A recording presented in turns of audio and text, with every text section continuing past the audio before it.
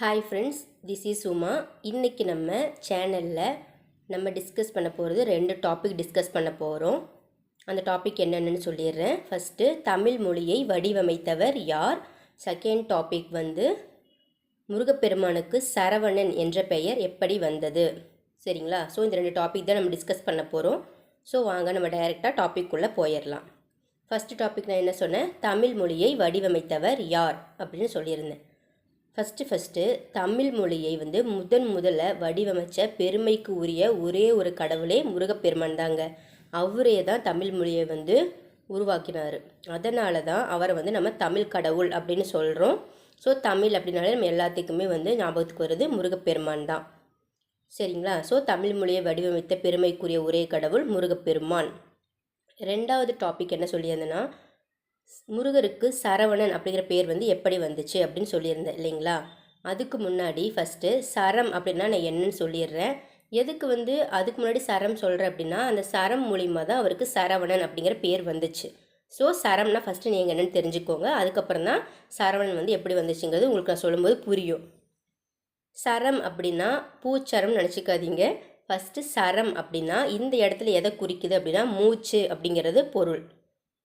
சரம் அப்படிங்கிறது முருகப்பெருமானை பற்றி டிஸ்கஸ் பண்ணும்போது எதா குறிக்கும் அப்படின்னா மூச்சை குறிக்கும்.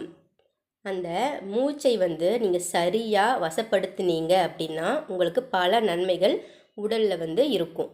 அது எல்லாருக்கும் தெரிஞ்சது தான். அதனால தான் நிறைய பேர் மூச்சு பயிற்சியை கண்டினியூவாக அவங்க லைஃப்பில் பண்ணிக்கிட்டே இருப்பாங்க. ஸோ மூச்சு பயிற்சிங்கிறது ரொம்ப முக்கியம். நீங்கள் மூச்சை கரெக்டாக நீங்கள் சீராக நீங்கள் வசப்படுத்துகிற மூலிமா உடம்புலேயே பல நன்மைகள் இருக்குது. அது போக எக்ஸ்ட்ரா என்ன நன்மைகள் நீங்கள் கடவுள் சம்மந்தப்பட்டதுமா நீங்கள் ஊமைப்படுத்தி பார்த்துக்கிட்டீங்க அப்படின்னா, அந்த மூச்சை வசப்படுத்துவதன் மூலமாக நாம் காலத்தை வெல்லலாம். அதுக்கப்புறம் காலனையும் வெல்லலாம். மெயினாக 3வது பாயிண்ட்டு, நம்ம கடவுளையே காணலாம்.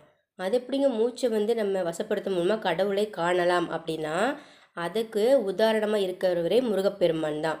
ஸோ அந்த மூச்சு மூலிமா தான் அவருக்கு இந்த சரவணன் அப்படிங்கிற பேர் வந்துச்சு. அதனால தான் நான் ஃபஸ்ட்டு சரம்னா என்னன்னு தெரிஞ்சுக்கோங்கன்னு சொன்னேன்.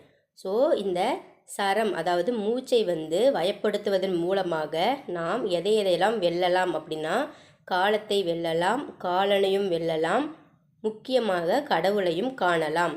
அப்படிப்பட்ட இந்த சரமாகிய மூச்சினை வசப்படுத்தி காட்டியவர் முருகப்பெருமான். அதனால்தான் சரத்தை வசப்படுத்தி காட்டியதால் இவருக்கு சரவணன் அப்படிங்கிற பெயர் வந்துச்சு. ஸோ இனிமேல் சரம் அப்படின்னா மூச்சு அப்படிங்கிறது உங்கள் எல்லாத்துக்கும் ஞாபகம் வரும். ஒவ்வொரு தடவையும் நம்ம மூச்சை சுவாசிச்சுட்டே தான் இருப்போம். ஸோ நீங்கள் ஒவ்வொரு தடவை அந்த மூச்சு காற்றை சுவாசிக்கும் போதெல்லாம் நமக்கு மூச்சுனா சரம் அப்படிங்கிறது மைண்டுக்கு வரும். அதுக்கப்புறமா அந்த மூச்சை கரெக்டாக சீராக நீங்கள் இழுத்து விடும்போது மேபி உங்களுக்கு இனிமேல் சரவணன் அப்படிங்கிறது மேபி உங்களுக்கு மைண்டுக்கு வந்தாலும் வரலாம். ஓகேங்களா? சரம்னா மூச்சு. சரத்தை வசப்படுத்தி காட்டியவர் முருகப்பெருமான். சரத்தை வசப்படுத்தி காட்டியதால் தான் அவருக்கு சரவணன் அப்படிங்கிற பெயர் வந்தது. ஓகே ஃப்ரெண்ட்ஸ், இன்றைக்கி நம்ம இந்த டிஸ்கஸ் பண்ண 2 டாப்பிக்குமே உங்களுக்கு யூஸ்ஃபுல்லாக இருந்துச்சு அப்படின்னா சப்ஸ்கிரைப் பண்ணுங்கள். இந்த வீடியோஸை பற்றின கமெண்ட்ஸை கீழே போடுங்க. இந்த வீடியோஸ் யூஸ்ஃபுல்லாக இருந்துச்சுன்னா உங்கள் ஃபேமிலி அண்ட் ஃப்ரெண்ட்ஸுக்கு ஷேர் பண்ணுங்கள். இதே மாதிரி ஒரு யூஸ்ஃபுல்லான முருகன் சம்மந்தப்பட்ட வீடியோவோட உங்களை நான் மீட் பண்ணுறேன். ஓகே ஃப்ரெண்ட்ஸ், பாய் பாய், தேங்க்யூ.